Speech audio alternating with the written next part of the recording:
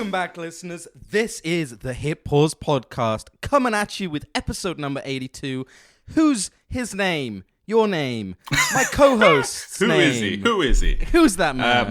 My name is David. And my name is Ayman. Coming at you for week 4 of isolation. Things are getting weird. Things are getting wild. And I've been watching a lot of YouTube. So that's cool. It's week 4 for you, but it's month 4 for me. I've been isolating ever since. Yeah. All you amateurs out there. I know what it's like to be inside. Yeah. I mean, actually, to be honest, it's actually been has been longer than 4 weeks because our company set everyone home like a bit early. Plus, and then so... No, that's what they told you. They just didn't want you there.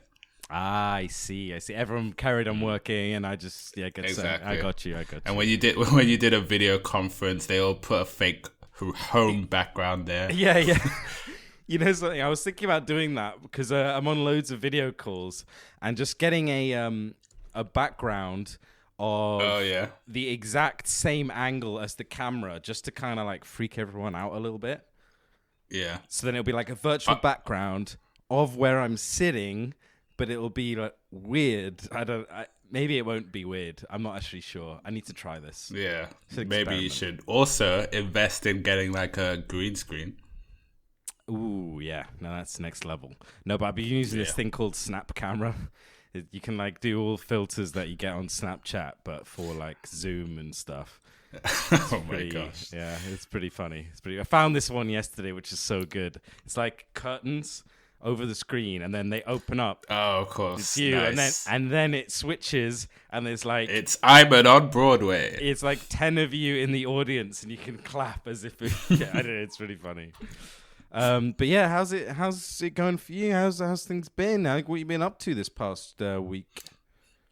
Well, every time I hear a question like that, it just makes me sad because I have nothing new to offer. Everything's been so the same. Don't be sad. Bud. Yeah, but once upon a time I could differentiate April the 3rd versus April the 6th. But it's just April now. I know it is weird. The days really go into each other. But yeah, I mean, I must say I've been I was kind of a bit 1 week I'm thinking, oh, this is kind of getting a bit boring, kind of sick of it. Then this past week I've been loving it. I've just been I think it just depends how much how many social things you have, obviously video based, and how many fun activities you've got, like, games and stuff. Yeah, and just give us one. yeah. I've had some good stuff to play these past couple weeks, so it's been good. I've been chilling. Yeah, been chilling. Actually, I got Doom Eternal, the video game. Came in yesterday in the post because I rent my games. So hopefully that will give me something to talk about next time. Nice. So you're gonna speedrun it? Yeah, exactly. No, I'll take my time. So it really lasts long. Yeah, they've got they've already posted a devs react to Doom Eternal speedrun. I haven't watched it yet. Oh, on IGN. Yeah, but I have been watching other speedruns on YouTube. It's content that I keep coming back to. Like, it's just fun to watch that stuff, especially in the background kind of thing. But yeah, that game is so broken now for speedrunning. They complete it in 30 minutes now, in less than 30 minutes. What? And I'm sure that's a 6-hour game. Yeah, only 6? Really? Yeah, maybe. But yeah, so I've been playing some games, been watching some YouTube, and it's been pretty chilled, to be honest. Yeah, pretty chilled. I mean, everyone's been pretty chilled, I guess. But what about? Have you been watching anything new on YouTube? Any new content? I wouldn't say new. I'm like going through my history. Nah, I wouldn't say anything new. What would I say is like the most prominent is probably. Well, actually, I've been watching a lot of. So there's this guy called Nade Shot, who I think was like a professional Call of Duty, maybe CSGO player back in the day. Okay. Don't know if you know him. No. He used to be iJustine's boyfriend as well. But he's a YouTuber as well. But he's also now a CEO of gaming organization. What, I don't know what you call those ones. What, like an eSports thing? Like they have a team and stuff? Yeah, an eSports team, that's it. But they do other stuff as well, like, yeah. But I was going to get into it later on. But, you know, that's what has been clogging up because he's such a charismatic CEO. I think that's just why I find it entertaining. Yeah. Well, just give me your give me your watch time then for this week. 11 hours. Okay, that's more than previously. That's good. That's good. Yeah. I mean, mine's less than previously, but it's still like 21 and a half hours. And it's it's Sunday, so you know, it usually goes up a fair amount on a Sunday, so I haven't had a chance yet, you know. Man. 21 is good. 21 is good. If I could combine mine with Netflix, I'm sure it'd go just as high. Yeah, exactly. But I just haven't been able to sit down and watch a proper show. I just can't get into it, I feel like. Yeah, and I would say, like, immediately, I need to be, like, brought in sooner than I used to be, you know? Otherwise, I'm like, nah, I'm going back to YouTube. I don't have time for this. I don't have time for this yet, but I do have time for, like, 5 hours of YouTube. Exactly. Because there's that anime that you mentioned a while ago called High School Girl. Oh, yeah. Which is a Netflix original as well.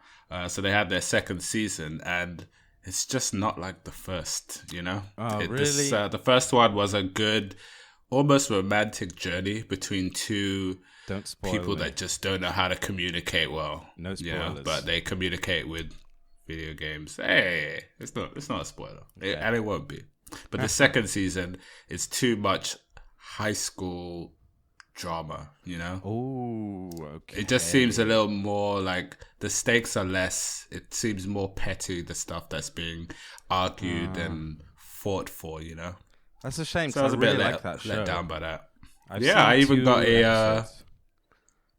got a what do you call it? A canvas of it. Yeah, on my wall, nice because it was But you know. Yeah, I do like that show. Like I said, I've only seen the first 2 episodes, but I do still want to watch more. So I've been watching like a lot of this guy called Cantina. That's just his name, Cantina. And he makes Cantina. Cantina, yeah. Like canteen with an A. A. Yeah, Cantina. Okay. Yeah. And he basically makes you know the Elder Scrolls games, like Elder Scrolls Oblivion. He's not making canteens. Oh gosh. Oh my god. Elder Scrolls games, yeah. Yeah, he basically is just him playing Elder Scrolls games and, you know, doing silly stuff and making fun of them and going like way too in depth on little things like little quests and things. They're just jokey and light, and I don't know, it made me want to play Elder Scrolls games as well, but it's fun. It's quite good videos, quite fun. He's just got a good personality and a good accent, basically. I see. Yeah. It's kind of a donkey sort of accent, but his voice is very different. And is it like in a way that he's trying to make the game come alive kind of commentary?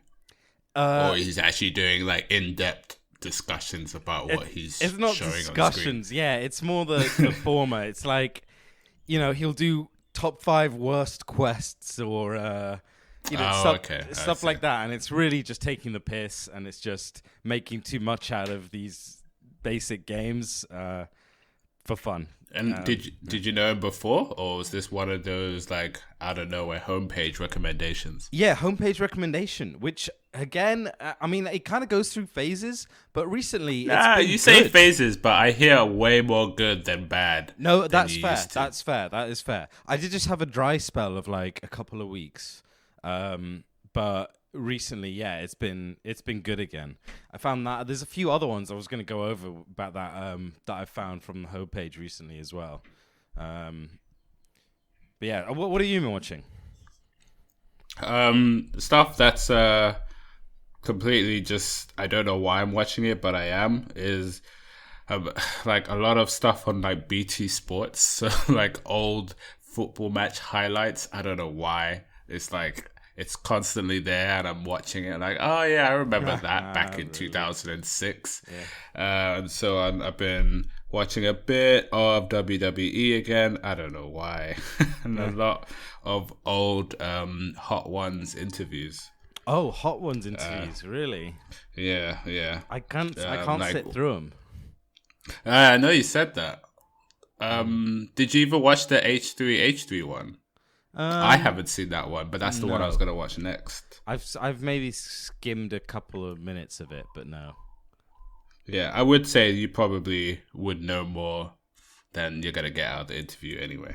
Well, for that one in particular, Yeah. But yeah, and then Philip DeFranco, which I know we joked around like, oh, where do I get my daily news from? Instead of it being the actual news channels, I get it from Philip DeFranco. Well, I mean, has there been anything big that he's covered recently, actually?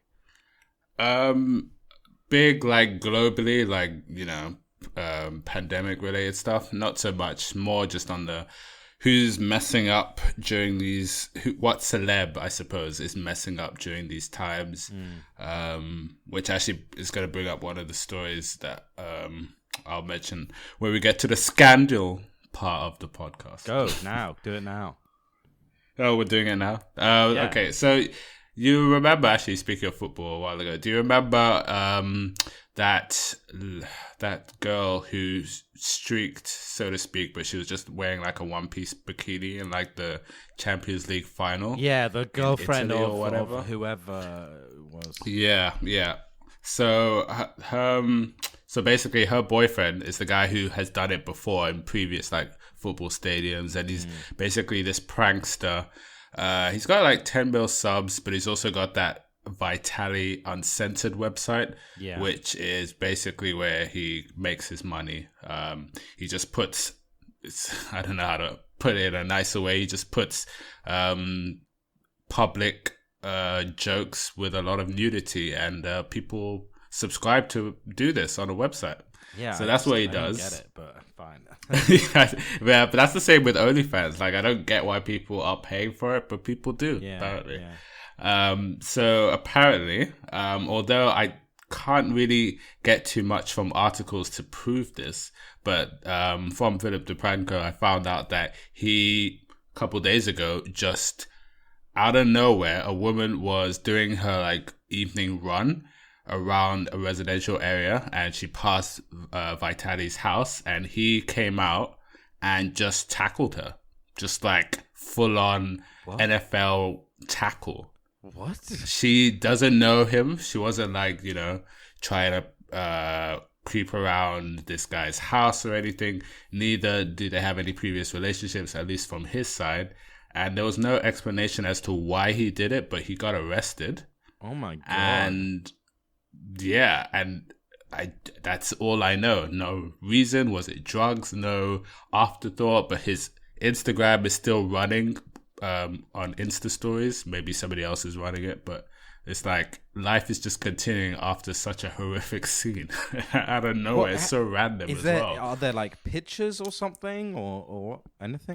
There's pictures of the woman, like who she is, but not like post the incident, which I think she didn't go to hospital, but she did have some injuries that had to get taken care of like there on the scene. Really? But, yeah. Oh my God. Crazy. That is crazy. It's just so random. What happened? Yeah, maybe he was on some drugs or something and just went crazy. He would be the kind of guy to. Yeah. Especially at times like this. He basically parties all the time in that massive mansion, so.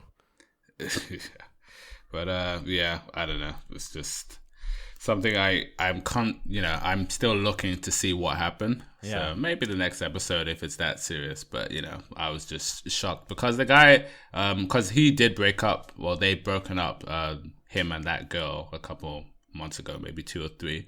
But he's been killing it on his website, and he's been doing better, and especially after having like a rough patch in his life where he's all gloomy. He kind of hit back, so to do an incident like that, it's just kind of I was shocked by it as well. Damn, yeah. I got to do some research on this and see if I can find out more. But I want to know. I want to know what happened, what went down. Man, some people. Yeah.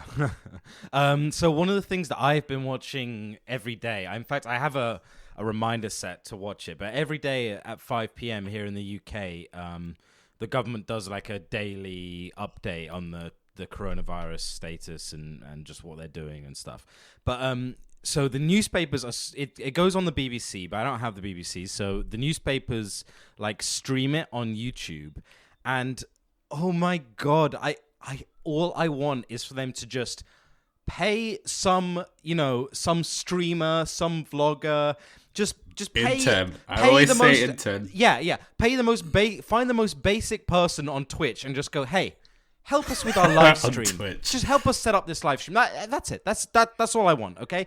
Because it's always screwed up. Like the sound quality sucks, or the visuals like freeze, or they get the camera angle wrong, or it goes down, it comes up too late. So sometimes the stream will start and it's like they're halfway through talking already. Or it'll Wait, so actually it's them who have the problem because they're getting this from somewhere else. It's not like they're creating the stream themselves. They're not the people talking, right? They're just grabbing it and restreaming it. Well, no, they've got their cameras or whatever. They've got their setup in the room. I see. So like the Telegraph and whatnot have their Guardian. cameras set up where it's being done. Yeah, basically. I see. I see. So yeah, And they're streaming on YouTube or Twitch? Oh, YouTube. Not Twitch. On YouTube. So YouTube, not their websites or anything. Okay. Well, they probably do live stream it on their websites as well, but it's on YouTube. That's where I watch it. And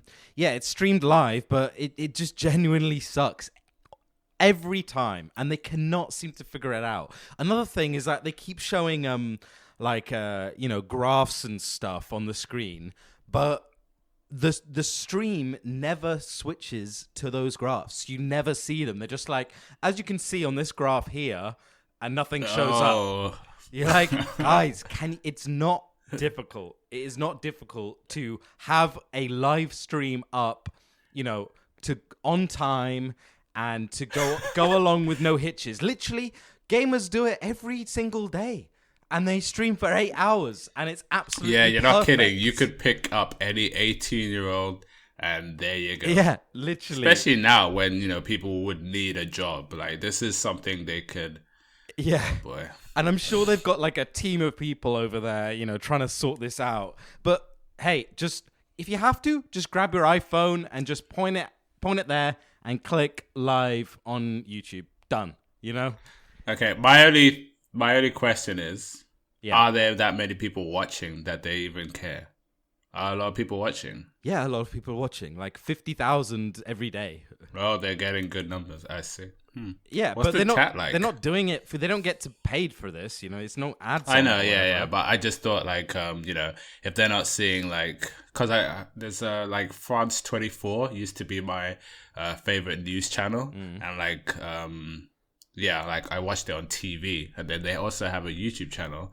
But when they have live news, just the same as Sky would have live news, like only like sometimes 900 people are looking. So I can imagine, not that that's an excuse for poor quality, but I can imagine some people are not going to try too hard if there's no feedback. I mean, but if they're getting that amount, they should be. Firstly, they are getting big numbers, and secondly, it's literally. It's one of the most important things happening every day. So even if they weren't getting massive views, you gotta get it right. They're gonna want to get it right, But it's just painful. It's ridiculous how bad they are at doing this. It's really not hard, people. Yeah, so, it actually is a bit shocking. Surely they've been doing live stuff before the coronavirus, but yeah. So I've been watching that every day. There is a small piece of drama to go over. Ooh, should we dive into I love drama. Should we jump right into I love it. So it's yet again drama with H3H3, Ethan Klein. And why I say it's mini drama is that it's really stupid drama. Basically, some YouTuber, some ordinary gamer, I think his name is like Musa or something, and he made a video accusing Ethan of some stuff. Turned out to be completely incorrect. So Ethan obviously made a video back saying, this is all correct. This is all incorrect. Here's why. And, then proceeded to like make some jokes and, all that stuff. And then some ordinary gamer came back and said, yeah, I was wrong. And that was it. And he took down the previous videos and he just said, hey, here's my apology. Completely apologize. Yep, I was wrong. And that's kind of the end. Sorry for wasting your time, but thank you for all the subscribers I gained in the whole time. yeah, literally though. But so basically he accused Ethan of donation shaming, which, by the way, is a. Have you heard of that phrase before? No, it's a new one, but yeah, it's just it's silly overall. But he said Ethan. Said, oh, Jeff Bezos should have donated more money. £1 million to him is like peanuts compared to what he's worth. Yeah, and okay. The whole world is saying that as well. Yeah. So, this is what he said, Ethan said, but Ethan then proved, the sources that he was supposedly taking, like, oh, on his podcast he said this. If you actually look at the dates, the dates that the podcast came out are before when Jeff Bezos actually donated money. So he said, yeah, Jeff Bezos donated $100 million. And then Ethan comes in and says, oh, that's not enough. He's not doing enough. But Ethan never said that. Oh, Ethan said it as well. Well, no, he didn't. That's the thing. Oh. This is what Ordinary Gamer's saying he said. I see.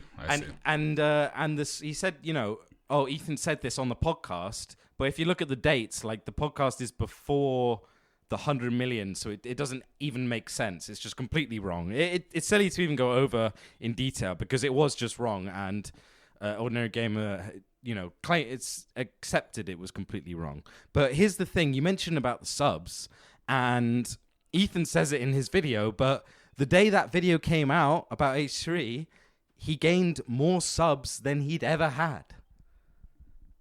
I mean, Ordinary Gamer did. So it's like, well, so you got a load of subs from just making a completely incorrect, false statement. And yeah, he's given an apology and he's taken the video down. But it's kind of one of those things. It's like, well, I understand, what more can he do?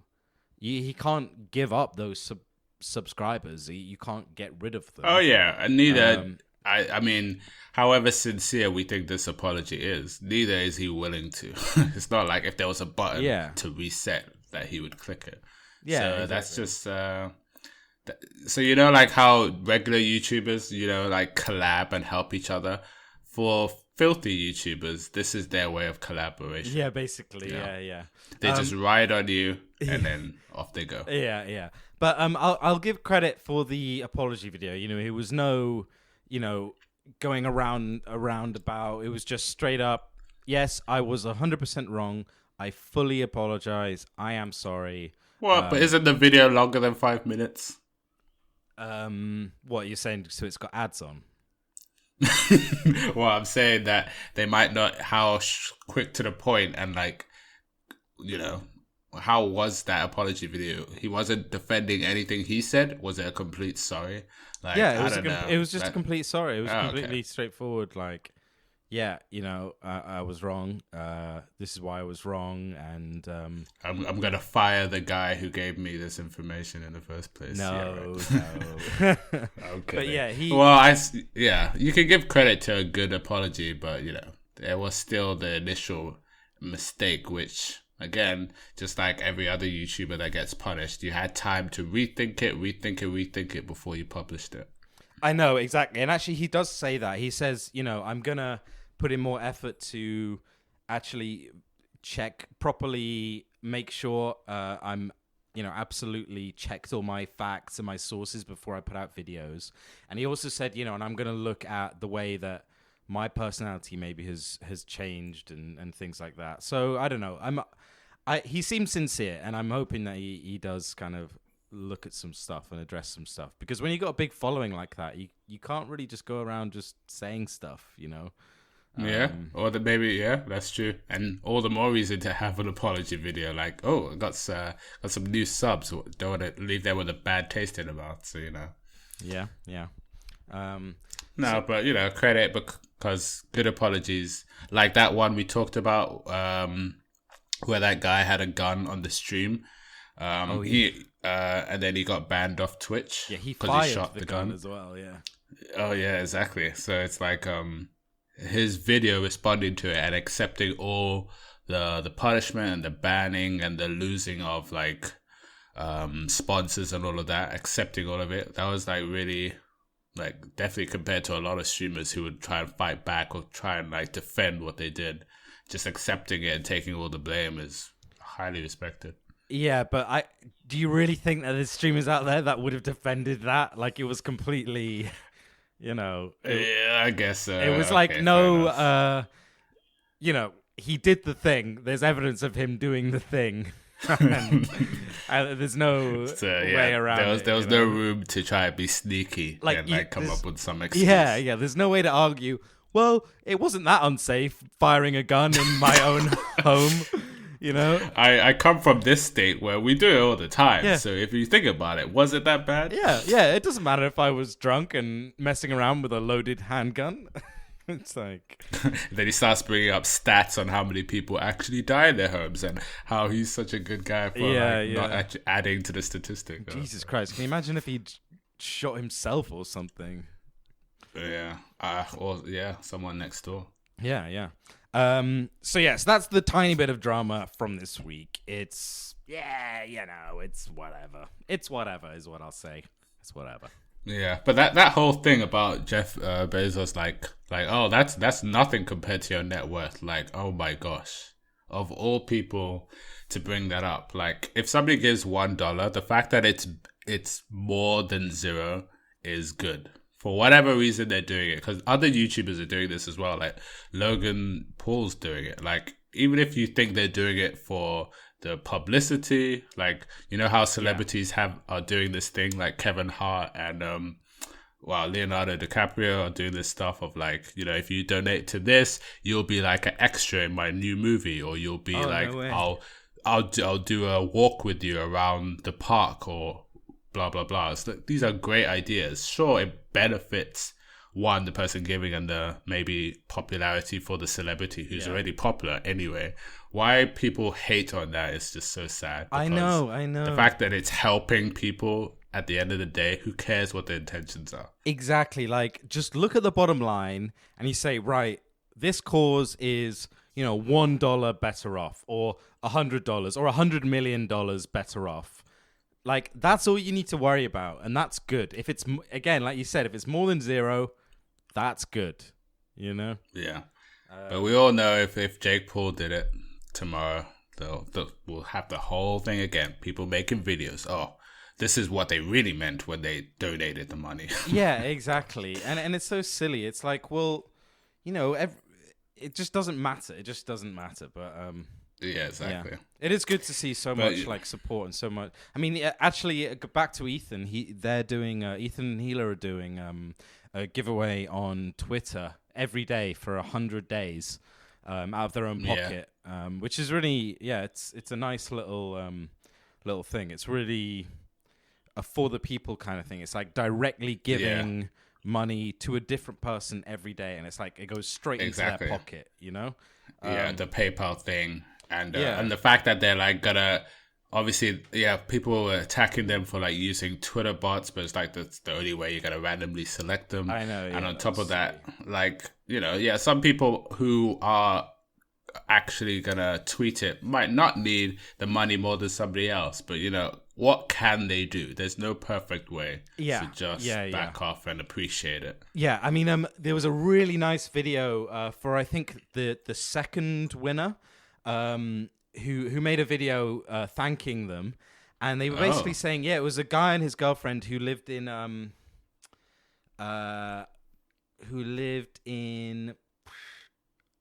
Brazil, maybe, I think Brazil, and they were just saying like, look, we're web developers, and we're having a really tough time. We've lost a lot of clients, and just so you know how much this means to us, like this $500 is enough for us for like 2 months to get by. So, if you think about it, it's definitely reaching at least some of the people who need it most. Because if only one person out of the 5 people that they send it to in like, a 5-day period actually needs it, my goodness, that's a life-changing thing no matter how you look at it. Yeah. And I do feel that, you got to give some goodwill and hope that, although it's difficult, but hope that, not just anyone will apply and, at least somewhat be in need. So, yeah. It's good. It's a nice thing to do. It's definitely really good. Exactly. Actually, about this, how is there a website that is like, is it cancelled.com? I don't know if you've heard about it being floated around. It's just basically a person, I haven't even opened it, but from what I hear, somebody's just put up every single thing you probably were planning to do, from concerts in your areas to blah, blah, blah, tours, and just putting on the website if it's cancelled or not. Oh, God. But Poppy just put out something a couple of days ago of the new dates for her tour, her European tour. Oh, okay. And? So, like, a lot of the comments were like, okay, Poppy, like, you're so sure you know when this is going to end? You're so sure that this is going to... When are the dates? Yes.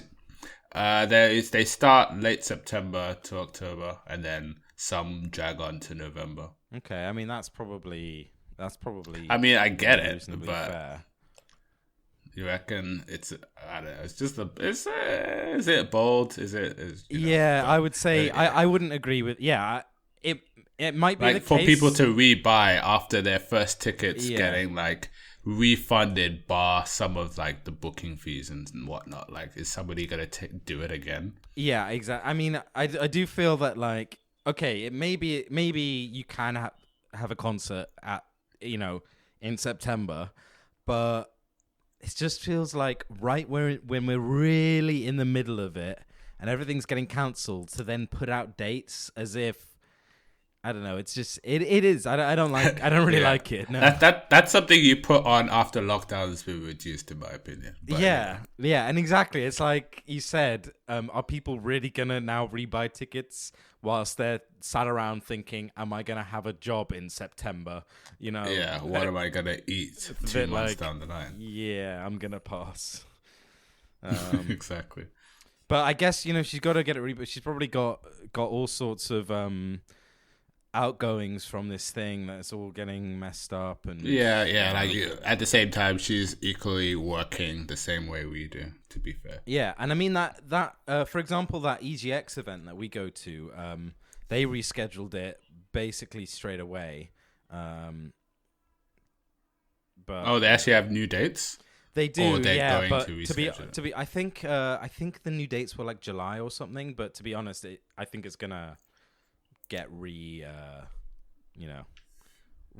Oh yeah, again. That's speaking of, like, you were gonna have flights to go out in July. You're stopping flights.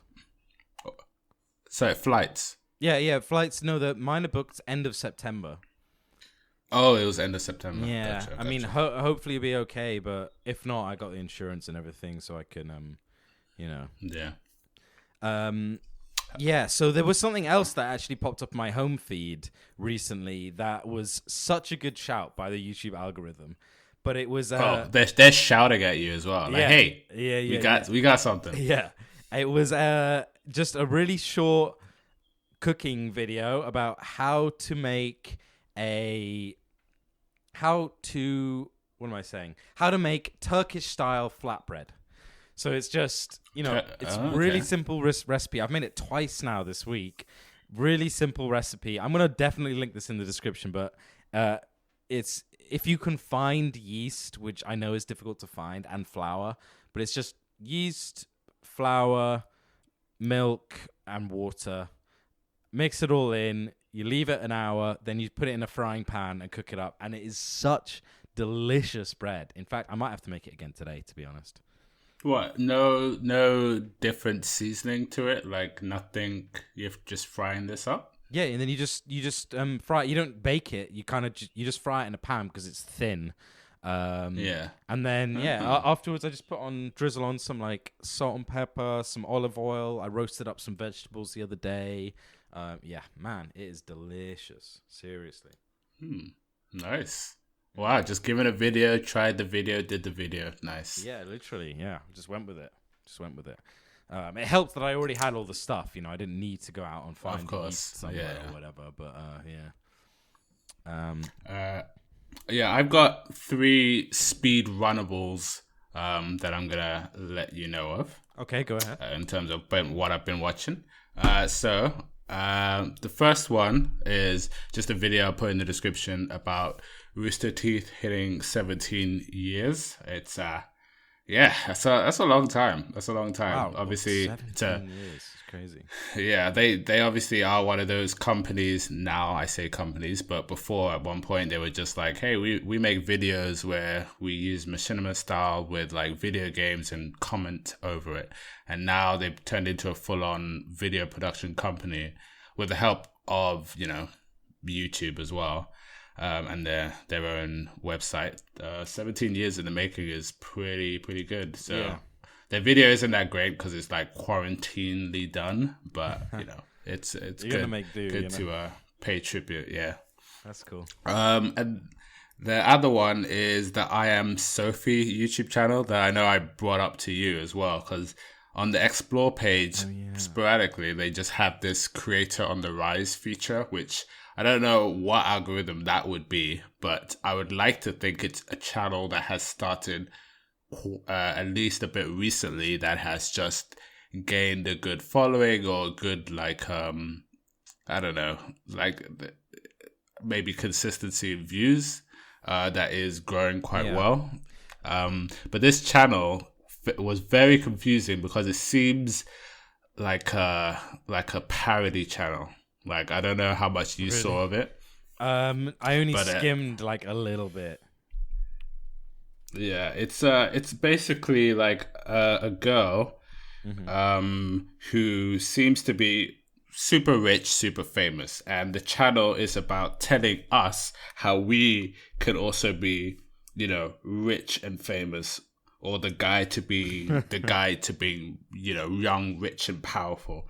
And there's like, I don't know, the first video was 2 months ago, and there's like maybe 12 or 15 videos. And it just seems like weirdly done videos with the camera, like someone's documenting her and asking her questions, and then she shows the life that she lives. And it seems like this is a real person who genuinely believes it, but I cannot, it's on YouTube, so I cannot take that seriously. So I'm just going to put the trailer in the description for people to find out if they think it's a legit channel or it's like a poppy style. We're really just messing with your minds. Maybe that's part of the reason why it's on the rise so much, because people just want to know. Questioning it. Yeah.